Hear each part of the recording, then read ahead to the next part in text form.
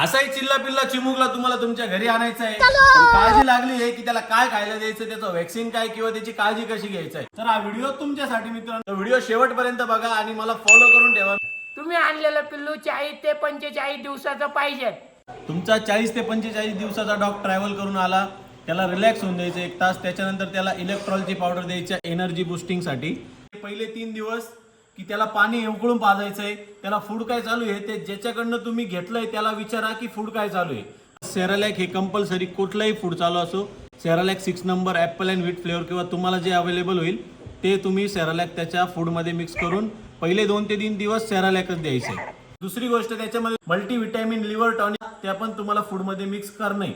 तर सेरलॅक गरम पाण्यामध्ये मिक्स करायचंय. त्याच्यातले 2 स्पून हे मेल्ट झाल्यानंतर डॉगला खायला द्यायचंय आणि पहिले 2 ते 3 दिवस हे पाणी त्याला उकळूनच पाजायचंय थंड करून.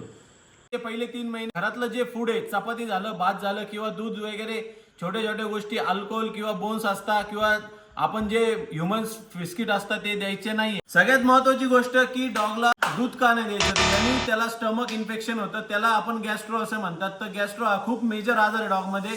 तर दूध शक्यतो टाळा आणि 100% दूध देऊच ना. ते डॉग आपल्या घरामध्ये इकडे तिकडे फिरतो तर जे बेसिनचं पाणी असतं, बाथरूमचं पाणी असतं किंवा इतर सांडपाणी ते चाटलं नाही पाहिजे डॉगनी.